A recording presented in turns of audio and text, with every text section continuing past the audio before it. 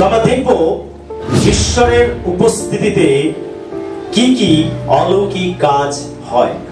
প্রিয় বিশ্বাসী, আমাদের জীবনে যদি ঈশ্বরের উপস্থিতি না থাকে, তাহলে ঈশ্বর যে আছেন, ঈশ্বর যে অলৌকিক কাজ করেন, ঈশ্বর যে আশীর্বাদ করেন, আমরা এটা কখনো উপলব্ধি করতে পারবো না। ঈশ্বরের উপস্থিতি, আমাদের সবকিছু খোঁজার আগে ঈশ্বরের উপস্থিতি খুঁজতে হবে, ঈশ্বরের মুখকে খুঁজতে হবে। সেজন্য ঈশ্বর বলেন, তোমরা আমার মুখের অন্বেষণ করো, তাহাতে বাঁচিবে। ঈশ্বর চান যেন আমরা তার মুখকে খুঁজি। কিন্তু আমরা অনেকে আছি, আমরা আগে এসে ঈশ্বরের হাতকে খুঁজি, ঈশ্বরের পকেটকে খুঁজি,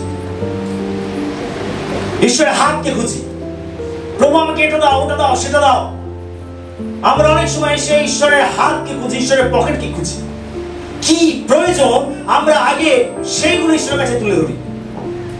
বড় একটা লিস্ট করে, একেবারে মুদিখানার দোকানের মতো লিস্ট করে আমরা প্রার্থনা এসে ঈশ্বরের হাতে তুলে দিই, প্রভু এইটা এইটা এইটা এইটা এইটা এইটা এইটা এটার প্রয়োজন। কিন্তু ঈশ্বর চান যেন আমরা তার কাছে এসে আমরা আগে তাকে খুঁজি, প্রভু আমি তোমাকে চাই, প্রভু আমি তোমাকে চাই।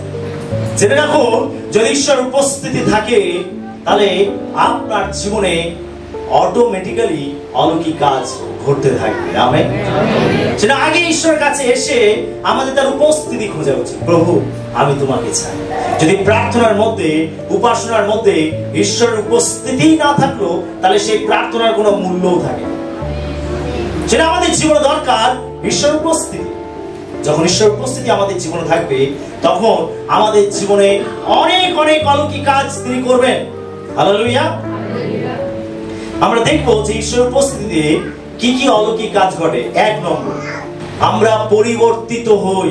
যখন ঈশ্বরের উপস্থিতি আমাদের জীবনে নেমে আসে, তখন আমরা পরিবর্তিত হই বা আমাদের জীবন পরিবর্তন। আমরা 2 কোরিন্থীয় 3:8 পদ পাঠ করব। কিন্তু আমরা সকলে অনাবৃত মুখে প্রভুর তেজ দর্পণের ন্যায় প্রতিফলিত করিতে করিতে তেজ হইতে তেজ পর্যন্ত যেমন প্রভু হইতে আত্মা হইতে হইয়া থাকে, তেমনি সেই মূর্তিতে স্বরূপান্তরিত হইতেছি। হালেলুয়া। দেখুন, যখন ঈশ্বরের উপস্থিতি নেমে আসে, যখন আমরা তার সান্নিধ্য লাভ করি, যখন আমরা তার মহিমাকে দর্শন লাভ করি, যখন আমাদের জীবনে তার উপস্থিতি নেমে আসে, তখন আমরা প্রভুকে দেখতে থাকি, উপলব্ধি করতে থাকি। আর যত বেশি তার উপস্থিতির মধ্যে আমরা থাকবো, তার তেজের মধ্যে থাকবো, তার মহিমার মধ্যে সময় কাটাবো, আর এটা আমাদেরকে কি করবে? রূপান্তরিত করবে, আমাদের জীবনকে রূপান্তরিত করবে, আমাদের জীবনকে পরিবর্তন করবে। হালেলুয়া। ঈশ্বরের উপস্থিতি ছাড়া আমরা কেউ আমাদের জীবনকে পরিবর্তন করতে পারি না, আমরা কেউ রূপান্তরিত হতে পারি না। প্রভুকে দেখতে দেখতে আমরা প্রভুর মতো হয়ে যাব। হালেলুয়া। আমরা যত তাকে দেখব, আমরা যত তার সান্নিধ্য লাভ করব, আমরা যত তার উপস্থিতিতে পূর্ণ হব, আমরা তত তার মতো সুন্দর হয়ে যাব। হালেলুয়া। যদি আমরা চাই আমাদের জীবনকে পরিবর্তন করতে, যদি আমরা চাই রূপান্তরিত হতে, তাহলে আমাদের প্রয়োজন আছে আমাদের জীবনে ঈশ্বরের উপস্থিতি, ঈশ্বরের উপস্থিতিকে খোঁজা, তার মুখকে খোঁজা। আমরা অনেক সময় ঈশ্বরের কাছে আসি আর নামমাত্র শুধু প্রেজেন্ট দেওয়ার জন্য, হাজিরি দেওয়ার জন্য আমরা আসলাম, প্রার্থনার মধ্যে, উপাসনার মধ্যে আমরা আসলাম, আর একটু সময় কাটালাম, চলে গেলাম। কিন্তু ঈশ্বরের উপস্থিতি পাওয়ার জন্য আমরা আকাঙ্ক্ষিত হলাম না, আমরা ঈশ্বরের সান্নিধ্য লাভ করলাম না। আমাদের মধ্যে সেই গভীর আকাঙ্ক্ষা, সেই গভীর খিদে নেই যে আমরা ঈশ্বরের উপস্থিতি লাভ করব। আমরা আসলাম, নামমাত্র গান করলাম, প্রার্থনা করার তাই করলাম, ঈশ্বরের বাক্য শোনার তাই শুনলাম, আর আমরা চলে গেলাম। কিন্তু আমাদের জীবনে তার উপস্থিতির জন্য সেই তৃষ্ণা, সেই খিদে থাকলো না। এই অবস্থায় যখন আমরা প্রার্থনার মধ্যে আসি, দিনের পর দিন চলে যায়, আর এটা আমাদের জীবনকে কখনো পরিবর্তন করতে পারবে না। আপনি যেমন তেমনই থেকে যাবেন। আপনার মধ্যে যে বদ অভ্যাস, আপনার মধ্যে যে পাপ প্রবণতা, আপনার মধ্যে যে মন্দ বিষয়গুলো, সেইগুলো কখনো বদলাবে না, পরিবর্তন হবে না, যদি না আপনি ঈশ্বরের উপস্থিতির মধ্যে সময় কাটান। হালেলুয়া। মণ্ডলীর মধ্যে আসা আর প্রভুর মধ্যে আসা দুটোর মধ্যে পার্থক্য আছে। আমেন? বুঝতে পারছি বিষয়টি? মণ্ডলীর মধ্যে আসা আর প্রভুর মধ্যে আসা দুটোর মধ্যে পার্থক্য আছে। আমরা অনেকে আছি মণ্ডলীর মধ্যে আসি, কিন্তু আমরা অনেকে আছি আমরা প্রভুর মধ্যে আসি না। আমাদের প্রয়োজন আছে প্রভুর মধ্যে আসা, অর্থাৎ তার উপস্থিতির মধ্যে আসা। দেখবেন উপাসনার মধ্যে যিনি আকাঙ্ক্ষিত হৃদয় নিয়ে প্রভুর কাছে আসেন, তিনি যখন প্রভুর সান্নিধ্য লাভ করেন, যখন প্রভুর উপস্থিতি যাচনা করেন, তার উপস্থিতিতে তার হৃদয় পূর্ণ হয়ে যায়। তার প্রার্থনা, তার উপস্থিতি, তার মধ্যে আবেগ, উত্তেজনা সবকিছু আলাদা দেখা যাবে। আমেন? সে তৃপ্ত হয়ে প্রভুর কাছ থেকে ফিরবে। সেটা আমাদের জীবন দরকার। প্রভুর উপস্থিতি, প্রভুর উপস্থিতি আমাদের জীবনকে পরিবর্তন করবে। আমেন? যখন আপনি মণ্ডলীর মধ্যে আসবেন, প্রভুর মধ্যে সময় কাটাবেন, তার উপস্থিতি লাভ করবেন, তার উপস্থিতিতে পূর্ণ হয়ে বাড়ি ফিরবেন, দেখবেন আপনার চিন্তা ভাবনা, আপনার কথাবার্তা, আপনার জীবনযাপন, আপনার চলাফেরা সবকিছু অন্যরকম হয়ে যাবে। আপনার মধ্যে নতুন মানুষ দেখতে পাওয়া যাবে। আপনার মধ্যে সেই প্রেম, সেই ভালোবাসা দেখতে পাওয়া যাবে, যেটা ঈশ্বর তিনি আমাদের মধ্যে দেখতে চান, আর সেটা দেখতে পাওয়া যাবে। তার কারণ আপনি প্রভুর কাছে আসলেন, আর এসে নিজেকে কি করলেন? তার উপস্থিতির মধ্যে নিজেকে চার্জ করলেন, নিজেকে চার্জ করলেন। প্রভুর তেজ দ্বারা নিজেকে চার্জ করলেন, প্রভুর শক্তি দ্বারা নিজেকে চার্জ করলেন, আর আপনি সেই চার্জ নিয়ে আপনি বাড়ি ফিরে গেলেন। আপনার মধ্যে কি থাকবে? প্রভুর উপস্থিতি থাকবে। আপনি বাড়ি যখন যাচ্ছেন, আপনি প্রভুর উপস্থিতিকে বহন করে নিয়ে যাচ্ছেন। হালেলুয়া। আপনি হবে নত, নম্র, ধীর, স্থির। আপনি পবিত্রভাবে চলবেন, আপনি পাপ থেকে দূরে থাকবেন। তার কারণ আপনার মধ্যে কি হচ্ছে? ঈশ্বরের উপস্থিতি রয়েছে। ঈশ্বরের উপস্থিতি আমাদের জীবনকে পরিবর্তন করে। আমেন? সেটা আমাদের দরকার, ঈশ্বরের উপস্থিতিতে পূর্ণ হওয়া। আমরা যখন মণ্ডলীর মধ্যে আসি, আমাদের প্রভুর উপস্থিতিতে পূর্ণ হওয়া প্রয়োজন আছে। 2 নম্বর বিষয়, আমাদের জীবনে প্রভু পাপগুলো দেখিয়ে দেন।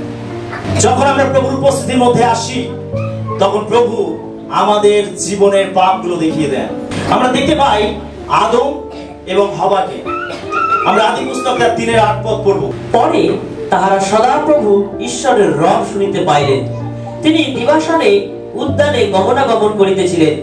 তাহাতে আদম ও তাহার স্ত্রী সদাপ্রভু ঈশ্বরের সম্মুখ হইতে উদ্যানস্থ বৃক্ষসমূহের মধ্যে লুকাইলেন। আমরা এখানে দেখতে পাই ঈশ্বর প্রত্যেক দিন আদম এবং হওয়ার সঙ্গে সাক্ষাৎ করতে আসতেন।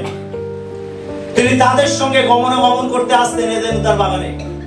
যখন ঈশ্বর এদেন উদ্যান বাগানে আসলেন তাদের সঙ্গে দেখা করতে, তখন কি হয়েছিল? ঈশ্বর কি দেখলেন? ঈশ্বর দেখলেন যে আদম এবং হওয়া তারা লুকিয়ে আছে। কেন তারা লুকিয়েছে? তার কারণ তারা ঈশ্বরের অবাধ্য হয়েছে। ঈশ্বর তাদেরকে যে গাছের ফল খেতে নিষেধ করেছিলেন, তারা সেই গাছের ফল খেয়েছে, আর সেই জন্য তারা ঈশ্বর থেকে লুকাচ্ছে। তারা ঈশ্বরের বিরুদ্ধে পাপ করেছে এবং সেই পাপের জন্য তারা ঈশ্বর থেকে লুকাচ্ছে। এটা কখন? যখন ঈশ্বর এদেন উদ্যান বাগানে নেমে এসেছেন তাদের সঙ্গে দেখা করতে। তার মানে যখন আমি ঈশ্বরের উপস্থিতির মধ্যে সময় কাটাবো, তখন প্রভু আমাদের পাপগুলো দেখিয়ে দেবেন। হালেলুয়া। আমাদের জীবনে যে পাপ রয়েছে, আমরা অনেক সময় সেই পাপগুলো দেখতে পাই না, সেই পাপগুলো আমরা বুঝতে পারি না যে আমাদের জীবনে কোথায় কোথায় পাপ আছে। কিন্তু যখন আমরা ঈশ্বরের উপস্থিতিতে ভরে যাই, ঈশ্বরের উপস্থিতি আমাদের জীবনে নেমে আসে, আর তখন আমরা এটা উপলব্ধি করতে পারি আমাদের জীবনে পাপ আছে। ঈশ্বর ডাকলেন, আদম তুমি কোথায়? আদম তখন কি বলছে? আমি গাছের আড়ালে লুকিয়ে আছি।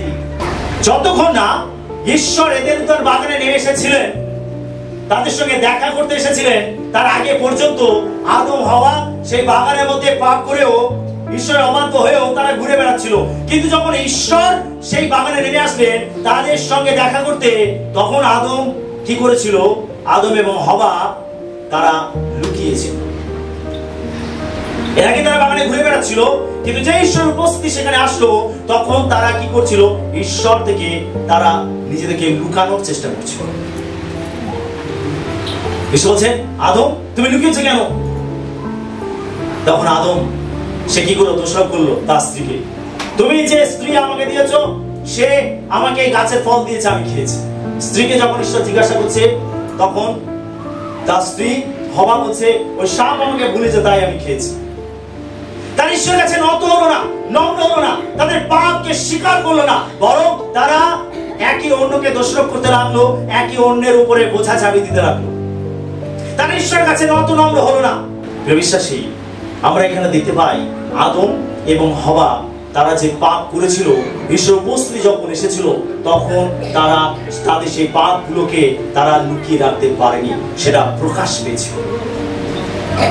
প্রিয় বিশ্বাসী, যখন আমরা ঈশ্বর উপস্থিতির মধ্যে আসি, যখন ঈশ্বর উপস্থিতি আমাদের জীবনে নেমে আসে, তখন আমাদের মধ্যে যে পাপগুলো থাকে সেই পাপগুলো পবিত্র আত্মা আমাদের আঙুল দিয়ে দেখিয়ে দেয়, তুমি এখানে পাবি, এই জায়গাটা পাবি। একবার একটা জায়গায় প্রার্থনা সভা হচ্ছে, প্রার্থনা সভা হচ্ছে আর খুব আরাধনা প্রশংসা হচ্ছে, আর সেই প্রার্থনা সভাটা একটা উঠানের মধ্যে হচ্ছিল। একটা গ্রাম্য পরিবেশে একটা বাড়িতে প্রার্থনা ছিল, আর অনেকদিন আগেকার কথা বলছি, আমি সেখানে উপস্থিত ছিলাম। আর উপাসনা হচ্ছে, প্রার্থনা হচ্ছে, ঈশ্বরের আরাধনা প্রশংসা হচ্ছে একটা উঠানের মধ্যে, আর চারিদিকে গ্রাম্য পরিবেশ, চারিদিকে ঘর বাড়ি রয়েছে, আর তার মাঝখানে উঠান রয়েছে। তো একজন মহিলা তিনিও সেখানে প্রশংসা আরাধনা করছিলেন, নাচ করছিলেন, গাইছিলেন, প্রভুর আরাধনা করছিলেন। আর সেখানে ঈশ্বরের উপস্থিতি এত স্ট্রং ছিল যে সেই স্ত্রী লোকটি তিনি কি করতেন? ওই জর্দা পান খেতেন, জর্দা পান। আর ঈশ্বরের উপস্থিতি তার জীবনে এমন ভাবে নেমে আসলো, ঈশ্বরের আত্মা তাকে এমন ভাবে দোষারোপ করতে লাগলো যে সে চেতনা পেয়ে সে দৌড়ে গেল তার বাড়ির মধ্যে। আর দৌড়ে গিয়ে তার পান রাখার যে জায়গা, মশলাপাতি রাখার যে জায়গাগুলো সবগুলো একসঙ্গে নিল, আর পাশে পুকুর ছিল, দৌড়ে গেল আর সে সেই পুকুরের মধ্যে ছুঁড়ে দিয়ে বলছে, দূর হয়ে যা শয়তান। সে প্রভুর কাছে এসে নিজেকে সম্পূর্ণ সারেন্ডার করলো, প্রভু আমি পাপী, আমার পাপ তুমি ক্ষমা করো। হালেলুয়া। সে তার জীবনকে পরিবর্তন করতে পারলো তখনই যখন সেই ঈশ্বরের উপস্থিতির মধ্যে সময় কাটালো, ঈশ্বরের উপস্থিতি সে লাভ করলো। প্রিয় বিশ্বাসী, আমরা তখনই চেতনা পাই, তখনই আমরা অনুতাপ করি, তখনই ঈশ্বরের আত্মা আমাদেরকে দোষারোপ করে যখন ঈশ্বরের উপস্থিতি আমাদের জীবনে নেমে আসে। অনেক সময় আমাদের জীবনে অবাধ্যতা থাকে, অনেক সময় আমাদের জীবনে পাপ থাকে, আমরা নিজেদের চোখেতে, নিজেদের দৃষ্টিভঙ্গিতে আমরা সেগুলো দেখতে পাই না। কিন্তু যখন ঈশ্বরের উপস্থিতি আমাদের জীবনে নেমে আসে, তখন পবিত্র আত্মা আমাদের চোখে আঙুল দিয়ে দেখিয়ে দেয় যে তুমি এই জায়গাটা পাপী, তোমার এখানে পরিবর্তন হওয়া প্রয়োজন আছে। অনেক সময় অনেক বিশ্বাসী জীবনে ঈশ্বরের আত্মার চেতনা দেয় যখন ঈশ্বরের উপস্থিতি আমাদের জীবনে নেমে আসে। আর তাই আমাদের জীবনে দরকার হচ্ছে ঈশ্বরের উপস্থিতি। যখন ঈশ্বরের উপস্থিতি আমাদের জীবনে নেমে আসে, আর তখনই ঈশ্বর তার আত্মা দ্বারা আমাদের জীবনের পাপগুলোকে দেখিয়ে দেয় যে তুমি এখানে পাবি। হালেলুয়া। দাউদ তিনি এইভাবে প্রার্থনা করছিলেন, হে প্রভু আমাকে অনুসন্ধান করো, আমাকে জ্ঞাত হও, দেখো আমাদের দুষ্টতার পথ পাওয়া যায় কিনা, তোমার সনাতন পথে আমাকে গমন করো। আমেন। দাউদ তিনি নিজের চোখে, নিজের চিন্তা ভাবনায়, নিজের জ্ঞানে বুদ্ধিতে তিনি দেখতে পাচ্ছিলেন না, বুঝতে পাচ্ছিলেন না যে কোথায় তার জীবনে পাপ আছে। আর সেই জন্য তিনি ঈশ্বরের উপরে ভার রাখলেন, তুমি আমাকে দেখিয়ে দাও, আমাকে তল্লাশি করো, অনুসন্ধান করো, দেখো আমার ভেতরে, আমার হৃদয় কোথায় গোপন পাপ আছে, কোথায় মন্দ পাপ আছে, দেখো এবং সেটা আমাকে দেখিয়ে দাও, আমাকে দেখতে সাহায্য করো। অনেক সময় আমরা নিজেরা বুঝতে পারি না আমাদের জীবনে কোথায় পাপ আছে, কিন্তু যখন আমরা ঈশ্বরের উপস্থিতির মধ্যে সময় কাটাই, ঈশ্বরের উপস্থিতিতে ভরে যাই, আর তখন ঈশ্বরের আত্মা আমাদেরকে দেখিয়ে দেয় যে আমরা কোথায় পাবি। যেটা আমাদের দরকার ঈশ্বরের উপস্থিতির মধ্যে সময় কাটানো। জোরে আমেন বলি। হালেলুয়া। আমরা যিশায় ভাবা দিকে দেখি, আমরা যিশায় তার 6:5 পদ দেখি। তখন আমি কহিলাম, হায় আমি নষ্ট হইলাম, কেননা আমি অসুচি ওষ্ঠাধর মনুষ্য এবং অসুচি ওষ্ঠাধর জাতির মধ্যে বাস করিতেছি, আর আমার চক্ষু রাজাকে, বাহিনীগণের সদাপ্রভুকে দেখিতে পাইয়াছে। আমরা যিশায় ভাবাদিকে দেখি। যিশায় ভাবাদি যিনি পুরাতন নিয়মে যিশু জন্মের আগে প্রায় 650 থেকে 700 বছর আগে এই ভাবাদি এই পৃথিবীতে ছিলেন। এই যিশায় ভাবাদী তিনি যিশু সম্বন্ধে সব থেকে বেশি ভাববানি করেছেন। কোথায় তার জন্ম হবে, কি পরিবেশে জন্ম হবে, তিনি কিভাবে কাজ করবেন, কিভাবে তার মৃত্যু হবে, সমস্ত খুঁটিনাটি বিষয় সব থেকে বেশি যিশায় ভাবাদী আমাদের কাছে যিশুর জন্মের প্রায় 600 থেকে 700 বছর আগে সব থেকে বেশি ভাববানি করেছিলেন। তিনি ভাববানি পদে আহ্বান পাওয়ার পূর্বে তিনি একটি দর্শন পান। তিনি দর্শন পান, তিনি দেখতে পান ঈশ্বরের মহিমাকে, তিনি দর্শন পান স্বর্গের মহিমাকে। তিনি যখন সেই মহিমাকে দর্শন পান তখন তার মধ্যে চেতনা আসলো। কি চেতনা আসলো? কি বলছে? হায় হায়, আমি অসুচি মানুষ, আমি পবিত্র ঈশ্বরকে দেখে ফেলেছি, আরে আমি বাঁচবো না, আমি মারা যাব। তো যখন যিশায় ভাবাদী তিনি ঈশ্বরের মহিমাকে দর্শন লাভ করলেন তখন তার মধ্যে চেতনা আসলো যে সে অসুচি মানুষ, সে পবিত্র ঈশ্বরকে দেখে ফেলেছে। আর তখন ঈশ্বরের একজন দূত তিনি কি করলেন? ঈশ্বরের বেদিতে যে জ্বলন্ত অঙ্গার রয়েছে চিমটাই করে নিয়ে এসে তার জিহ্বাতে স্পর্শ করলেন আর তাকে বললেন, তোমার পাপ সকল মোচন করা। হালেলুয়া।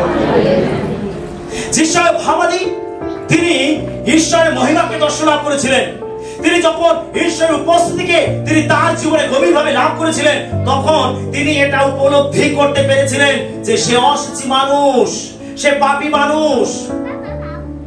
আর পাপী মানুষ ঈশ্বরকে দেখলে সে মারা যাবে। মসি ঈশ্বরকে দেখতে চেয়েছিল যে ঈশ্বর আমি তোমাকে দেখতে চাই।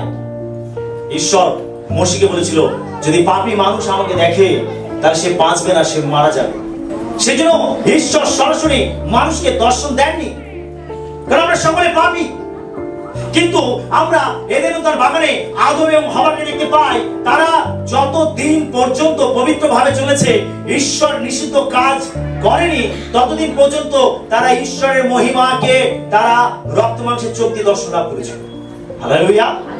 কিন্তু যখন তারা অবাধ্য হয়েছিল, পাপ করেছিল, তারা ঈশ্বরের উপস্থিতি থেকে চিরকালের জন্য হারিয়ে গেছিল, কারণ তারা পাপী হয়েছিল। আর সেই জন্য পাপী মানুষ পবিত্র ঈশ্বরকে দেখলে বাঁচতে পারবে না, মারা যাবে।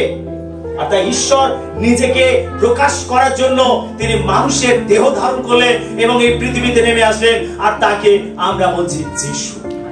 সেটা যিশু দাবি করে বলছেন যে আমাকে দেখেছে, সে পিতাকে দেখেছে, আমি আর পিতা এক। সেটা বাইবেল বারবার করে বলছে যে যিশুই হলেন অদৃশ্য ঈশ্বরের প্রতিমূর্তি। ঈশ্বর কেমন এটা আমাদেরকে বুঝতে হলে, এটা আমাদেরকে জানতে হলে আমাদেরকে যিশুর কাছে আসতে হবে। যিশু ছাড়া পবিত্র ঈশ্বরকে কেউ জানতে পারবে না। সেটা ঈশ্বর রক্ত মাংসে দেহ ধারণ করে এই পৃথিবীতে এসেছিলেন আর তার নাম হলো যিশু। যিশু এই পৃথিবীতে রক্ত মাংসে দেহ নিয়ে জীবন যাপন করেছেন এবং তিনি মানুষ হয়েছিলেন। মানুষের সঙ্গে তিনি সময় কাটিয়েছেন। মানুষ তাকে দেখেছিল, তাকে স্পর্শ করেছিল, কিন্তু মানুষ মরেনি, বেঁচে ছিল। হালেলুয়া। কিন্তু যিশু জন্মের আগে, যিশু এই পৃথিবীতে আসবার আগে মানুষ যদি পবিত্র ঈশ্বরকে দেখতো তারা মারা যেত।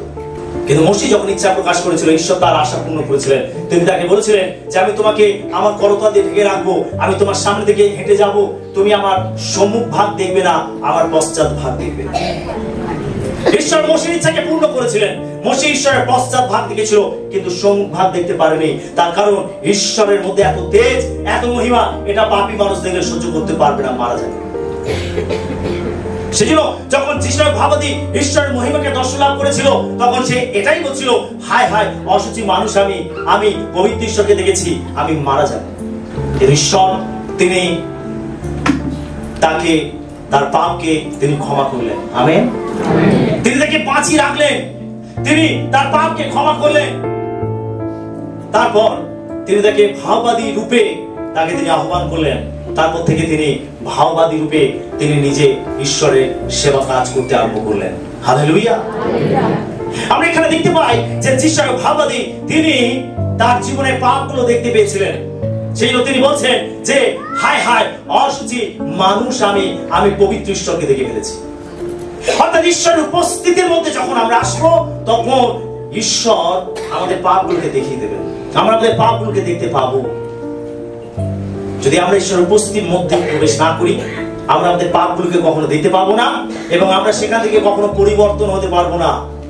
তাই শুধু এসে ওই নামমাত্র প্রার্থনা করলাম, এসে শুধু করতে হয় তাই করলাম, ওই ভাষা প্রার্থনা করলাম, এইভাবে একজন বিশ্বাসী কখনো তার জীবনকে পরিবর্তন করতে পারে না।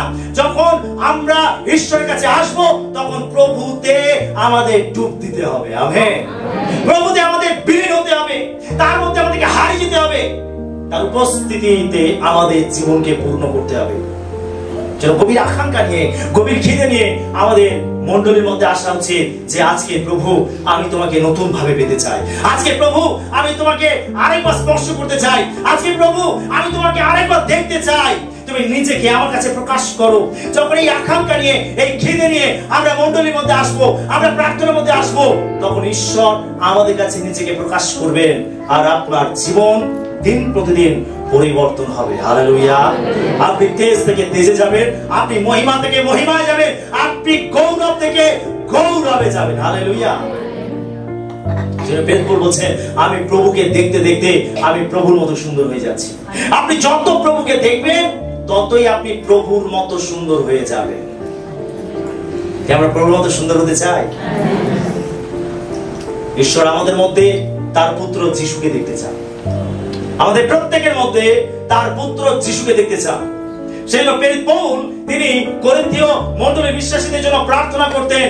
তিনি এই বোঝা নিয়ে প্রার্থনা করতেন যে আমি প্রসব যন্ত্রণা সহকারে তোমাদের জন্য প্রার্থনা করি যেন খ্রিস্ট তোমাদের মধ্যে মূর্তিমান হন। তিনি প্রসব যন্ত্রণা সহকারে প্রার্থনা করতেন। যখন একজন স্ত্রীলোক সে অন্তঃসত্ত্বা থাকে, তার গর্ভে সন্তান থাকে, যখন তার প্রসবকাল সন্নিকট হয় আর সে যখন ব্যথা পায়, সন্তান জন্ম দেওয়ার জন্য যে ব্যথা, সেই প্রসব যন্ত্রণার মতো যন্ত্রণার পৃথিবীতে কিছুই হতে পারে না। আর প্রেরিত পৌল তিনি তার এই বোঝানোর জন্য তিনি এই প্রসব যন্ত্রণা সহকারে তিনি প্রার্থনা করার কথা তিনি উল্লেখ করেছেন।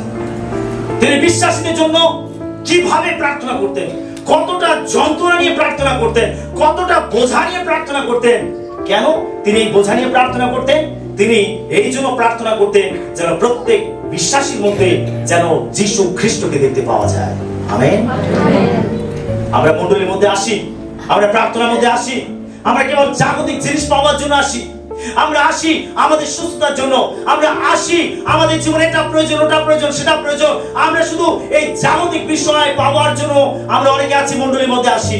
আমরা খুব কম জন আসি যারা প্রভুর কাছে এসে আমরা প্রভুকে পেতে চাই, প্রভুর সান্নিধ্য পেতে চাই, প্রভুর উপস্থিতিতে পূর্ণ হতে চাই।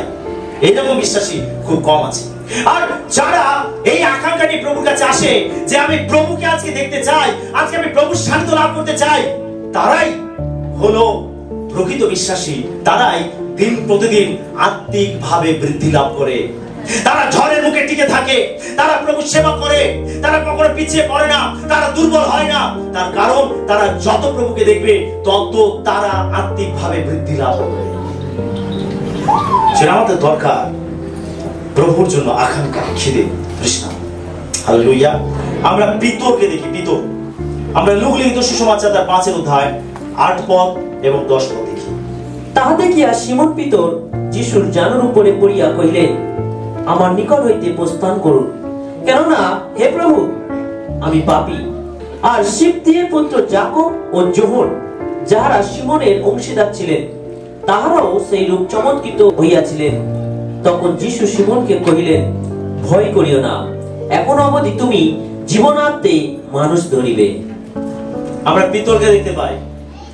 পিতর কি করেছিল? যিশুর হাঁটুর উপরে পড়ে, যিশুর পায়ের উপরে পড়ে সে নিজেকে নত করেছিল, প্রভু আমি পাপী, আমার কাছ থেকে আপনি চলে যান।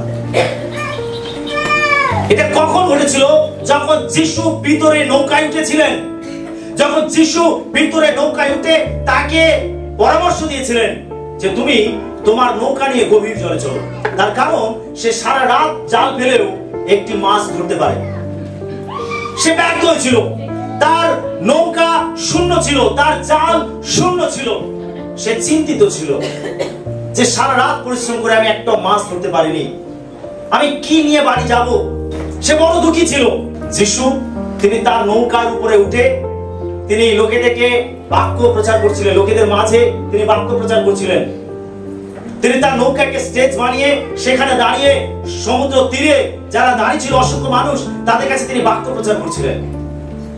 কারণ লোকেদের এত ভিড়, এত চাপাচাপি হচ্ছিল যে যিশু সেখানে দাঁড়াতে পারছিলেন না, বা লোকেরা যিশুর কথা ঠিকভাবে শুনতে পাচ্ছিলেন না। আর সেই জন্য আমরা দেখতে পাই যিশু ভিতরে নৌকায় বসে তিনি সমুদ্র তীরে দাঁড়িয়ে থাকা লোকেদেরকে তিনি সুসমাচার শোনাচ্ছিলেন। তারপরে যখন সমস্ত লোকেদেরকে তিনি বিদায় করলেন, তখন তিনি ভিতরকে বললেন যে ভিতর, তোমার নৌকা নিয়ে গভীর জলে চলো। হালেলুয়া। যিশু জানতেন, ভিতরের মনের অবস্থা জানতেন, যিশু ভিতরের চিন্তা ভাবনা জানতেন, সে যে কি পরিস্থিতির মধ্যে আছে প্রভু এটা জানতেন। ভিতর তো বলেনি, প্রভু আমি সারা রাত ধরে একটা মাছ পাইনি, তুমি আমাকে আশীর্বাদ করো, আমাকে সাহায্য করো। ভিতরে এসে যিশুর কাছে আশীর্বাদ চাইনি, প্রার্থনা করেনি। কিন্তু প্রভু যিশু তার জীবন দেখেছিলেন, তার পরিস্থিতি দেখেছিলেন, তিনি জ্ঞাত ছিলেন। তাই তিনি তার নৌকায় উঠে তিনি তাকে বললেন যে চলো, তোমার নৌকা নিয়ে গভীর জলে চলো। ভিতর কি বলছিল, প্রভু আমি সারা রাত পরিশ্রম করে একটাও মাছ ধরতে পারি, কিন্তু আপনার কথাতে আমি জাল ফেলবো। হালেলুয়া।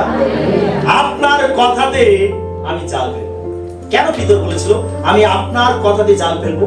তার কারণ ভিতর হয়তো সে জাল ধুতে ধুতে তার নৌকায় দাঁড়িয়ে যিশু যখন প্রচার করছিলেন, হয়তো ভিতর তার জাল ধুতে ধুতে যিশুর কথাগুলো শুনছিলেন, যিশুর বাক্যগুলো শুনছিলেন। আর বাইবেল কি বলে? রোমিও 10:17 মধ্যে লেখা রয়েছে, বিশ্বাস শ্রবণ হইতে, শ্রবণ খ্রিস্টের বাক্য দ্বারা হয়। হালেলুয়া। অর্থাৎ ঈশ্বরের বাক্য শোনা থেকে আমাদের মধ্যে বিশ্বাস বৃদ্ধি পায়। আর ভিতর যিশুর প্রচার শুনছিল হয়তো, আর শুনতে শুনতে তার মধ্যে বিশ্বাস উৎপন্ন হয়েছিল। আর তাই বলছিল যে আমি সারা রাত ধরে জাল ফেলে একটা মাছ ধরতে পারিনি, কিন্তু আজকে আমি আপনার কথাতে জাল ফেলবো। আর ভিতর যিশুর কথা মতো যখন গভীর জলে গেল আর তার জাল ফেললো, যিশু তাকে বললেন এখানে জাল ফেলো। আর যখন জাল ফেললো তখন মাছের বড় ঝাঁক ধরা পড়লো। হালেলুয়া।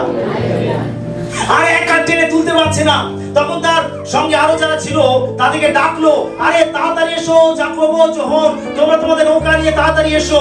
আর তারা এসে তাকে সাহায্য করলো। এই ঘটনা দেখে ভিতর যিশুর চরণে পড়ে বলছে, প্রভু আমি পাপী, আমার কাছ থেকে আপনি চলে যান। ভিতর কি বলছে? আমি পাপী, আমার কাছ থেকে আপনি চলে যান। যিশু বলছে, ভিতর আজ থেকে তুমি আর মাছ ধরবে না, আজ থেকে তুমি মানুষ ধরবে। হালেলুয়া। ভিতর এটা অনুভব করেছিল, এটা বুঝতে পেরেছিল যে সে একজন পাপী। কখন? যখন যিশু তার নৌকায় উঠেছিল, যখন যিশুর সান্নিধ্য সে পেয়েছিল, যখন সে যিশুর উপস্থিতির মধ্যে ছিল, তখনই তার মধ্যে চেতনা এসেছিল যে সে পাপী। আমরা তখনই চেতনা পাবো যখন আমরা ঈশ্বরের উপস্থিতির মধ্যে আসবো। আমি আমার জীবনে আমি যখন ঈশ্বরের উপস্থিতির মধ্যে এসেছিলাম, তখনই এই একই চেতনা আমার মধ্যে এসেছিল যে আমি পাপী।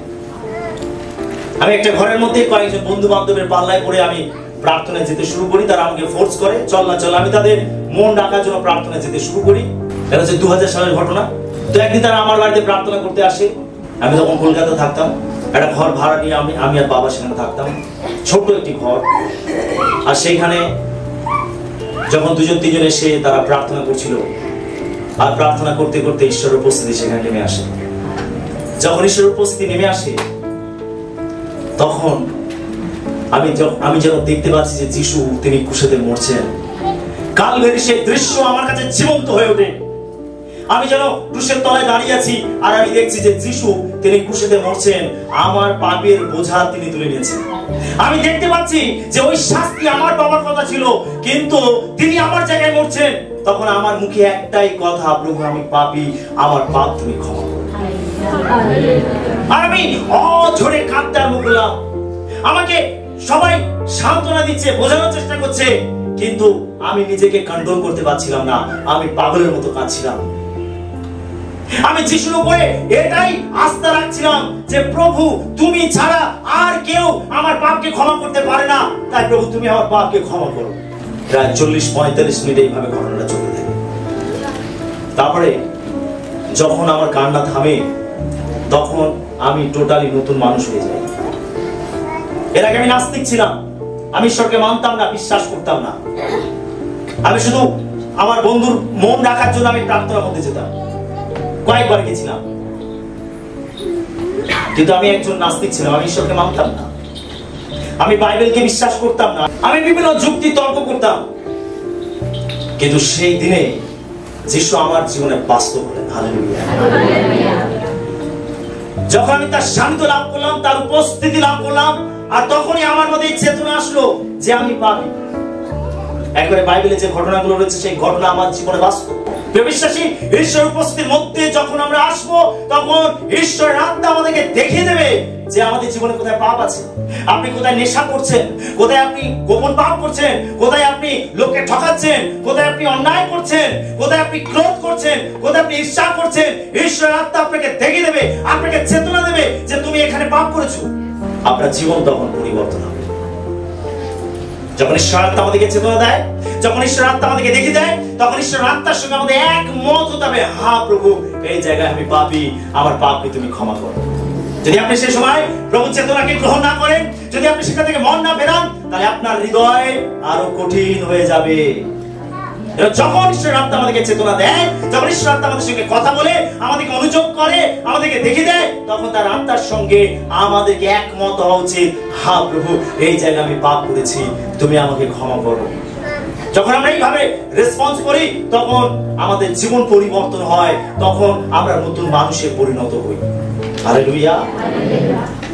পিতর যিশুর পায়ের উপরে পড়ে বলছিল, প্রভু আমি পাপী, আমার কাছ থেকে আপনি চলে যান। পিতর এটা উপলব্ধি করতে পেরেছিল যে সে পাপী। যিশু তাকে বললেন, পিতর তুমি আজ থেকে আর মাছ ধরবে না, আজ থেকে তুমি মানুষ ধরবে, তুমি মানুষ ধরা জেলে হবে। হালেলুয়া। আমরা দেখতে পাই 50 দিনে এই পিতর মানুষ ধরেছিল, তার একটা প্রচারে 3000 মানুষ মন পরিবর্তন করেছিল। হালেলুয়া। তিনি মানুষ ধরার জেলেতে পরিণত হয়েছিলেন। যখন আপনার জীবন পরিবর্তন হবে, তখন প্রভু আপনাকে অলৌকিক ভাবে ব্যবহার করবেন। ঈশ্বর চান আমাদেরকে এইভাবে ব্যবহার করতে, ঈশ্বর চান আমাদের জীবন অলৌকিক কাজ করতে, ঈশ্বর চান আমাদেরকে পরিবর্তন করতে, ঈশ্বর চান আমাদের দ্বারা তার রাজ্যকে বিস্তার করতে। সেটা আমাদের দরকার তার উপস্থিতির মধ্যে সময় কাটানো, তার উপস্থিতিতে পূর্ণ হওয়া। আপনি এসে কতগুলো মুখস্থ প্রার্থনা করতে পারেন, আপনি এসে কতগুলো মুখস্থ শাস্ত্র থেকে আপনি অধ্যয়ন করতে পারেন, পাঠ করতে পারেন, ঠিক আছে, কিন্তু আমাদেরকে বুদ্ধিতেও করতে হবে আর আত্মাতেও করতে হবে। আমেন। আমাদের আত্মাতে তার উপস্থিতি যাচনা করতে হবে। আর যখন আমরা তার উপস্থিতিতে পূর্ণ হব, তখন আমাদের জীবন সম্পূর্ণ পরিবর্তন হবে। হালেলুয়া। আমরা 3 নম্বর পয়েন্ট দেখব, তার উপস্থিতির মধ্যে আসলে তিনি আমাদের চূর্ণ করেন। চূর্ণ করা মানে একবারে ভেঙে দেওয়া। আমরা 1 করিন্থীয় 1:29 পদ দেখব। যেন কোনো মর্ত ঈশ্বরের সাক্ষাতে শ্লাঘা না করে। প্রিয় বিশ্বাসী, ঈশ্বর আমাদেরকে আশীর্বাদ করেন, ঈশ্বর আমাদেরকে অনুগ্রহ করেন যখন আমরা তার সান্নিধ্যে আসি, তার উপস্থিতিতে আসি। অনেক সময় আমাদের মধ্যে অহংকার থাকে, শ্লাঘা থাকে, আমাদের মধ্যে গর্ব থাকে, আমরা অনেক কিছু নিয়ে গর্ব করি, অহংকার করি, কিন্তু যখন আমরা ঈশ্বরের উপস্থিতির মধ্যে আসি, তখন আমরা ঈশ্বরের কাছে নিজেদেরকে চূর্ণ করতে পারি। এখানে হচ্ছে যেন কোন মর্ত ঈশ্বরের সাক্ষাতে শ্লাঘা না করে, কেউ যেন শ্লাঘা না করে, কোন বিষয়ের জন্য যেন কোন মানুষ যেন শ্লাঘা না করে, গর্বিত না হয়। যখন আমরা ঈশ্বরের উপস্থিতির মধ্যে আসি, তখন ঈশ্বরের উপস্থিতি আমাদেরকে কি করে? চূর্ণ করে, আমাদের গর্ব, আমাদের অহংকারকে ভেঙে দেয়। হালেলুয়া। এমন অনেক বিশ্বাসী রয়েছে যারা স্বীকার করেছেন যে একটা সময় তারা অনেক অহংকারী ছিল, অনেক অহংকারী ছিল, অহংকার করত। কেউ হয়তো দেখতে সুন্দর, তার সৌন্দর্য নিয়ে সে অহংকার করত। কারোর কাছে হয়তো অনেক টাকা পয়সা, ধন সম্পদ রয়েছে, আর সেগুলো নিয়ে অনেকে অহংকার করত। কারোর ভালো চাকরি আছে, সেটা নিয়ে সে অহংকার করত। কারো ভালো ব্যবসা আছে, সেটাকে নিয়ে সে অহংকার করত। অনেকেই রয়েছে এখনো পর্যন্ত যারা অহংকারী। অনেক বিশ্বাসী এরকম ছিলেন যারা অহংকারী ছিলেন, তারা অহংকার করত, শ্লাঘা করত। কিন্তু যখন তারা ঈশ্বরের উপস্থিতির মধ্যে আসলো, যখন তারা ঈশ্বরের সান্নিধ্য লাভ করলো, তখন তারা এটা উপলব্ধি করতে পারলো যে ঈশ্বরের সামনে আমরা কোনো কিছু নিয়ে অহংকার করতে পারি না, শ্লাঘা করতে পারি না। হালেলুয়া। চূর্ণ করতে হবে নিজেদেরকে। ঈশ্বরের উপস্থিতি কি করে? আমাদেরকে চূর্ণ করে, আমাদেরকে ভেঙে দেয়, আমাদের অহংকারগুলোকে ভেঙে দেয়। আপনি কোনো কিছুর জন্য অহংকার করতে পারেন না। আপনার যাই কিছু থাকুক না কেন, আপনি প্রত্যেকটা বিষয়ের জন্য ঈশ্বরের কাছে কেবল কৃতজ্ঞ থাকতে পারেন, কিন্তু আপনি কোনো কিছু নিয়ে অহংকার করতে পারেন না। হালেলুয়া। যারা অহংকারী হবে, ঈশ্বর তাদেরকে ঘৃণা করেন।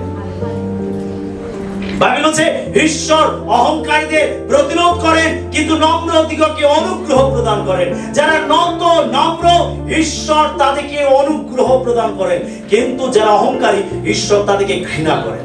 আমরা প্রত্যেকে চাই ঈশ্বরের অনুগ্রহ পেতে। আমরা কেউ ঈশ্বরের ঘৃণার পাত্র হতে চাই না। যদি ঈশ্বর কারোর প্রতি ঘৃণা করেন, তো তার জীবন কিন্তু নরকে পরিণত হবে। আমেন। আমরা সদম গমরাকে দেখেছি। সদম গমরার মধ্যে এত পাপ ছিল যে সেই পাপের দুর্গন্ধ স্বর্গ পর্যন্ত পৌঁছে গেছিল। আর ঈশ্বর তিনি সেই গন্ধকে, পাপের দুর্গন্ধকে তিনি সহ্য করতে পারেনি। ঈশ্বর নেমে এসেছিলেন। তিনি আব্রাহামের সঙ্গে দেখা করার সময় তাকে জানিয়েছিলেন যে আমি সদম গমরাকে ধ্বংস করতে যাচ্ছি।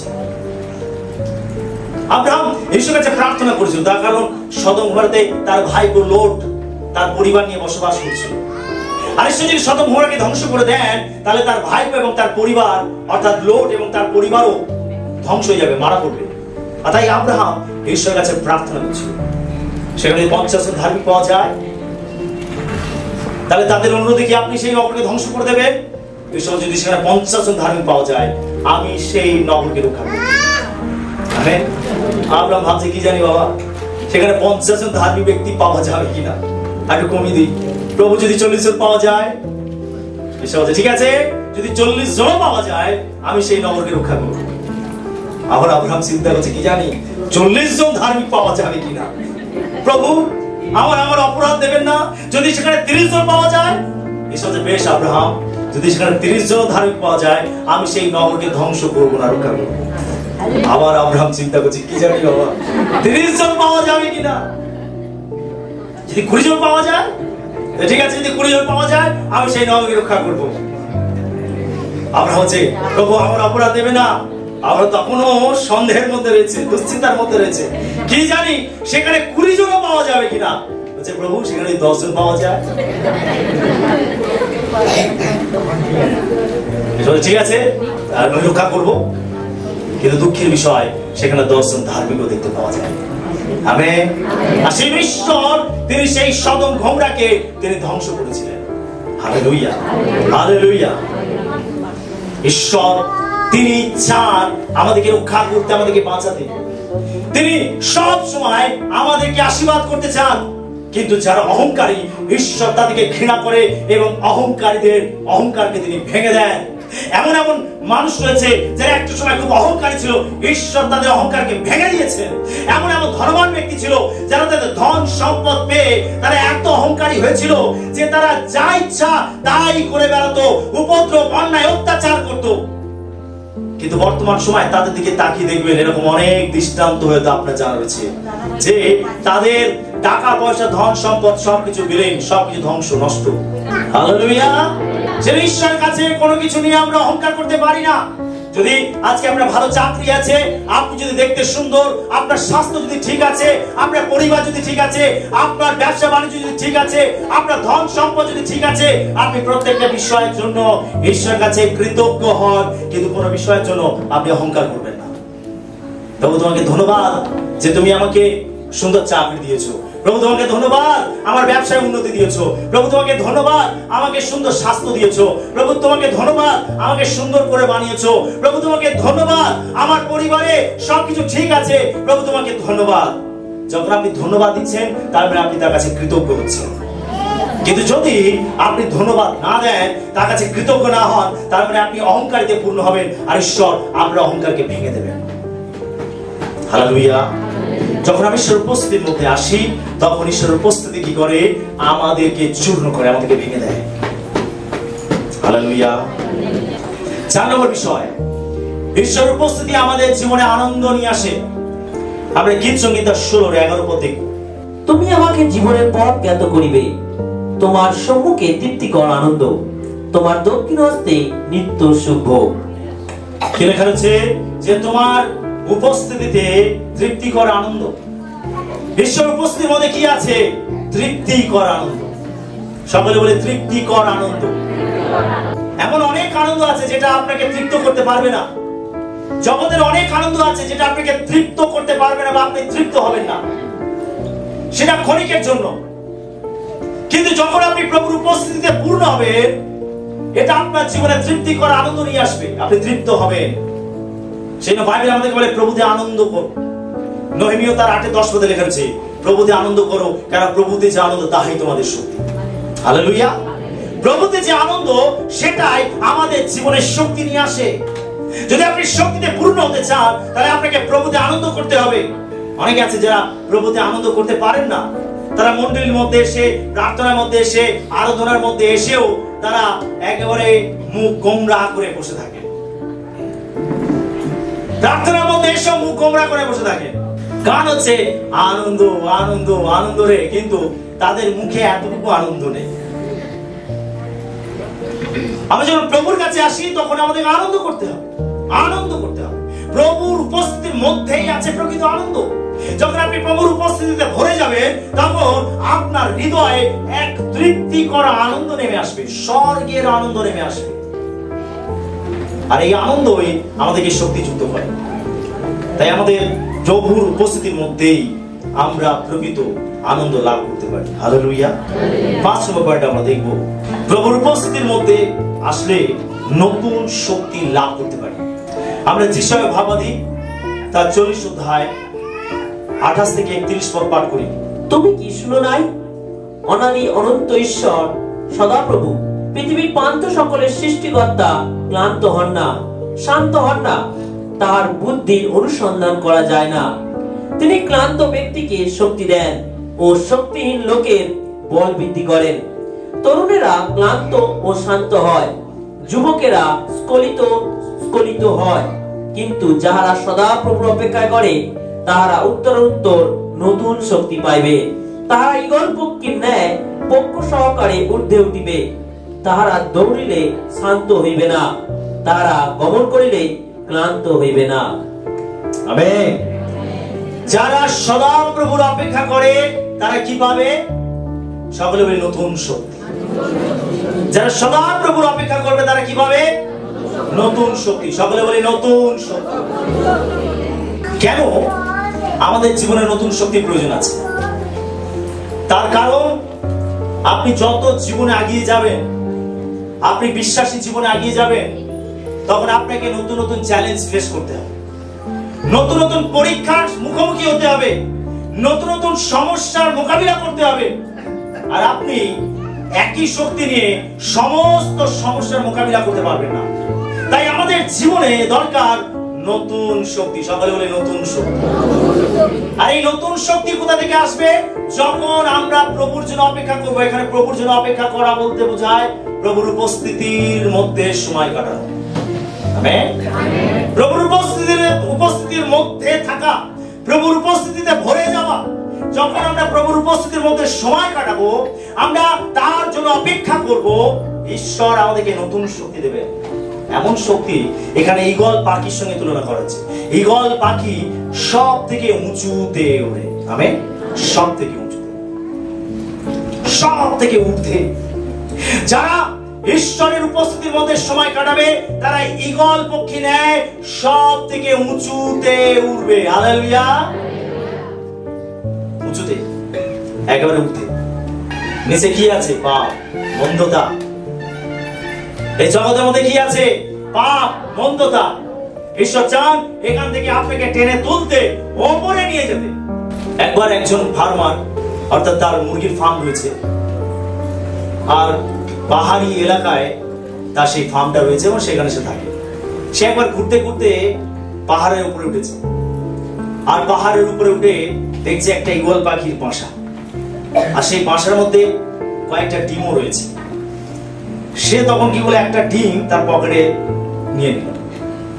সে সেখান থেকে নেমে আসলো।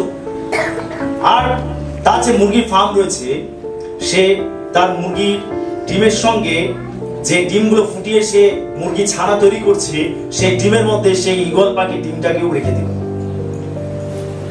এইবারে কিছুদিন পরে মুরগি ডিম পেটে ছানা বেরিয়ে আসলো, আর ঈগল পাখির ডিমটা থেকেও একটি ঈগল ছানা বেরিয়ে আসলো। এখন ঈগল পাখি তার একটু সাইজটা বড়, আর মুরগির ছানাগুলো একটু ছোট ছোট। কিন্তু এই ঈগল পাখির ছানা সে সেই মুরগিটাকেই ভাবছে তার মা, আর ওই ছানাগুলোর মতো ছানাগুলো যা করছে ওই ঈগল পাখিটাও তাই করছে। মা মুরগি যেখানে যাচ্ছে এই ছানাগুলো তার সঙ্গে সঙ্গে যাচ্ছে, আর ঈগল ছানাটাও তার সঙ্গে সঙ্গে যাচ্ছে। যেখানে যায় সেখানে সে যাচ্ছে তার সঙ্গে সঙ্গে। তার মাকে যা করতে দেখছে সেও তাই করছে। এখানে গিয়ে নখ দিয়ে ময়লা আংলাচ্ছে, সেও গিয়ে নখ দিয়ে ময়লা আংলাচ্ছে। এখানে গিয়ে ওখানে গিয়ে সে ময়লা ঠুক ঠুক করে ঠুকরাচ্ছে, সেও গিয়ে ঠুকরাচ্ছে। সে যা করতে দেখছে তাই করছে। এইভাবে চলতে চলতে আস্তে আস্তে সেই ঈগলটা অনেক বড় হয়ে গেছে, কিন্তু সে কখনো ওড়ার চেষ্টা করেনি। সে জানেই না যে সে উঠতে পারে, সে জানেই না আসলে তার মধ্যে এক অলৌকিক জিন রয়েছে। সে জানেই না তার জীবন সম্বন্ধে, সে জানেই না। সে ওই মুরগির সঙ্গে থেকে থেকে সে মুরগির মতো হয়ে গেছে। একদিন উপরে দেখছে তার মতো একটা পাখি উঠছে, আর উপর থেকে তার সেই মা ঈগল সে উপর থেকে দেখছে যে নিচে তারই মতো একজন সে চড়ে বেড়াচ্ছে। আর সে তখন উপর থেকে ডাক দিচ্ছে যে তুমি এখানে উঠে এসো। তখন এই ঈগল ছানাটা তখন সে প্রথমবারের জন্য সে তার ডানাকে মেলে ধরলো, আর সে তখন ঝাপটাতে আরম্ভ করলো। আর যতই ঝাপটাচ্ছে সে আস্তে আস্তে উপরের দিকে উঠছে। আর এদিকে মা মুরগি বলছে না না, আরে আরে খোকা আমার কাছ থেকে যাস না, আরে বাচ্চা আমার কাছ থেকে যাস না, আরে এখানেই থাক, আমাকে ছেড়ে যাস না। তখন সেই ঈগল ছানাটা সে বলছে যে ওইখানে আমার থাকবার জায়গা নয়, আমার থাকবার জায়গা নীল আকাশ ঊর্ধ্বে। হালেলুয়া। আর সে তখন ডানা মেলে উপরে উঠে গেল, আর উপরে এক রোমাঞ্চকর এক পরিবেশ, এক মনোরম পরিবেশ সে এনজয় করছে, উপভোগ করছে। সে এবারে বুঝতে পেরেছে যে আসল জায়গা হচ্ছে নীল আকাশ, উঁচু জায়গা। সে তার থাকবার জায়গা ওই নোংরা জায়গা, আবর্জনা নয়। আমেন। বিশ্বাসী, আমাদের জীবনে ঈশ্বর ঈগল পাখির ন্যায় নতুন শক্তি দিতে চান। আমেন। আপনি পক্ষ সহকারে ঊর্ধ্বে উঠবেন। এই পাপ আবর্জনা থেকে, এই ময়লা থেকে, এই মন্দতা থেকে আপনি ঊর্ধ্বে উঠবেন। যখন আপনি প্রভুর উপস্থিতির মধ্যে সময় কাটাবেন, আপনি নতুন শক্তি পাবেন, এবং সেই শক্তির দ্বারা আপনি ঊর্ধ্বে উঠবেন, আর উঁচুতে উঠবেন, আর ঈশ্বরের নিকটবর্তী হবেন, আর ঈশ্বরকে গভীরভাবে জানবেন, আর ঈশ্বরকে গভীরভাবে উপলব্ধি করবেন। ঈশ্বর চান আমাদেরকে এই শক্তি দান করতে। হালেলুয়া। ঈশ্বরের উপস্থিতি আমাদের জীবনে নতুন শক্তি নিয়ে আসে। আমরা সকলে নতুন শক্তি পেতে চাই, তাহলে আমাদেরকে কি করতে হবে? ঈশ্বরের উপস্থিতি লাভ করতে হবে, ঈশ্বরের উপস্থিতির মধ্যে সময় কাটাতে হবে, ঈশ্বরের উপস্থিতি। Hallelujah, hallelujah. তো আমরা দেখলাম যে আমরা যখন প্রার্থনার মধ্যে আসি, তখন আমাদের জীবনে এটা আকাঙ্ক্ষা থাকা উচিত যে আজকে আমাকে ঈশ্বরের উপস্থিতিতে পূর্ণ হতে হবে। Hallelujah, hallelujah. শুধু প্রার্থনায় আসলাম, কোন রকম প্রার্থনা করলাম, হাজিরি দিলাম, উপস্থিতি দিলাম, আর চলে গেলাম, না গেলে পাস্টার বাবু কি ভাববেন, কি জানি বাবা, না তার থেকে প্রার্থনা যাই না। মানুষকে দেখানোর জন্য নয়, আমরা প্রার্থনায় আসবো, আমরা উপাসনায় আসবো ঈশ্বরকে পাওয়ার জন্য। আমাদের দরকার ঈশ্বর উপস্থিতি, ঈশ্বর উপস্থিতি পাওয়ার জন্য যারা ঈশ্বরের কাছে আসি। যখন ঈশ্বর উপস্থিতি আমাদের জীবনে আসবে, তখন আমরা পরিবর্তিত হব। ঈশ্বর উপস্থিতি যখন আসবে, তখন ঈশ্বর আমাদেরকে পাপ দেখিয়ে দেবেন। যখন ঈশ্বরের উপস্থিতি আমাদের জীবনে আসবে, ঈশ্বরের উপস্থিতি আমাদেরকে চূর্ণ করবে, আমাদেরকে ভাঙবে, যেন আমরা নতুন ভাবে গড়তে পারি। আমেন। নতুন তৈরি হতে পারি, নতুন সৃষ্টি হতে পারি। যখন ঈশ্বরের উপস্থিতি আমাদের জীবনে আসবে, তখন আমরা স্বর্গের আনন্দে পূর্ণ হব। যখন ঈশ্বরের উপস্থিতি আমাদের জীবনে আসবে, তখন আমরা নতুন শক্তিতে ভরে যাব। হালেলুয়া। সেটা আমাদের দরকার ঈশ্বরের উপস্থিতি।